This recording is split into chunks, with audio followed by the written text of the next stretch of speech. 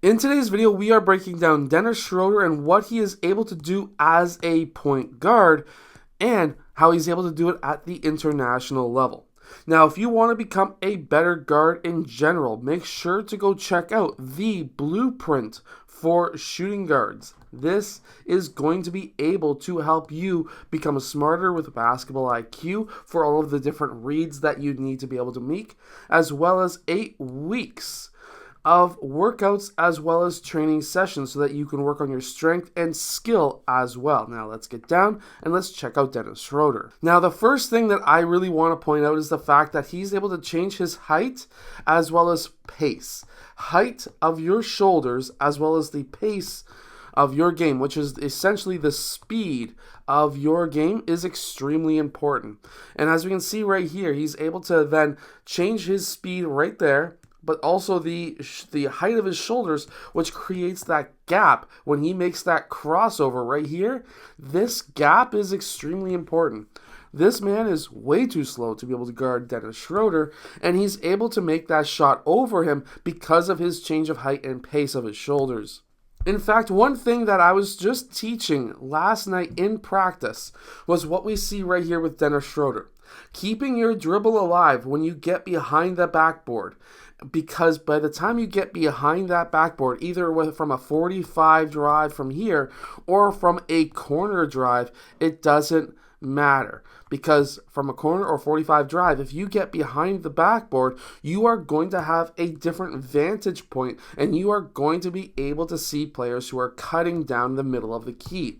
For example, here, Dennis Schroeder has collected 3 players, and both of the 45 players are looking at Dennis Schroeder. They're not actually looking at their guys. If this guy was in position at the 3-point line, he would have been another fantastic option as well. And Dennis Schroeder is able to then hit the guy cutting down the middle lane, who was then able to finish with the layup.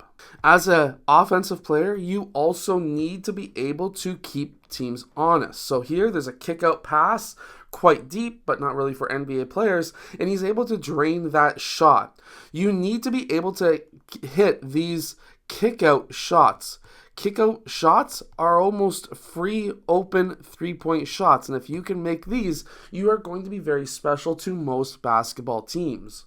Now, I really want you to see this DHO, a dribble handoff, because what Dennis Schroeder does to his defender is an absolute masterclass on how you use a dribble handoff. So right here, he receives that handoff, but look at what his defender is trying to do. He is trying to intercept that handoff right here. Dennis Schroeder is then able to pivot back around and attack back in the same direction because his defender was overplaying that screen. Luckily, the screener was smart. He pivoted as well, which then allowed him to re-screen that defender that Schroeder had, which now puts Schroeder against a slower, taller defender. And usually when you're against a slower defender, you attack them by getting your shoulders lower than theirs. That gives you leverage. And then you get your body into them, as we can see right here, with an outstretched arm, which allows you to be able to use your body essentially as a shield so that now you can get to that rim and not get blocked. I actually really like how he uses the screen right here, because by going out just a bit wider, looking for options on this side of the court, he is drawing the drop defender out. He's obviously got his own man chasing over top of the screen, and he's got the man who was screening and then rolling to the basket. Now, right here, usually this could be a bounce pass, but these players are quite a bit too high, and there's generally a foot in the way, so a bullet pass like this is preferable, and that allows his man to get to the rim and score on a help defender.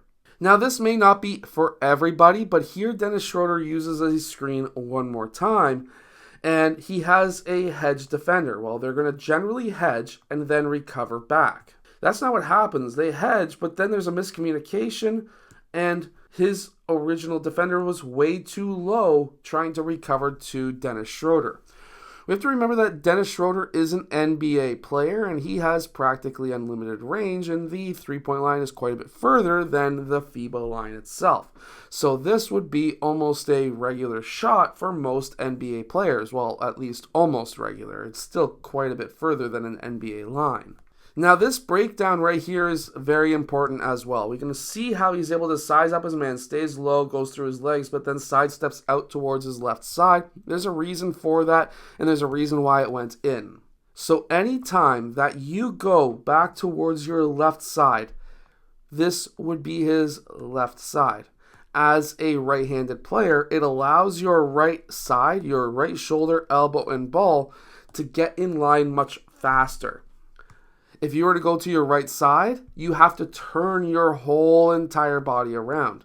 While with a side step to your left, you already have your right side in line, which means that you can pull this shot off relatively quickly, and that's what he does right here. Now, if you want more tips like this, and you want more basketball IQ, because that is what will allow you to be able to make it to the NBA, you need to make sure to go check out the shooting guard blueprint that is down in the description below, because that's going to also give you 8 weeks worth of workouts and training so that you can become a better basketball player. I'll see you guys again in my next video. Hit that like button and subscribe.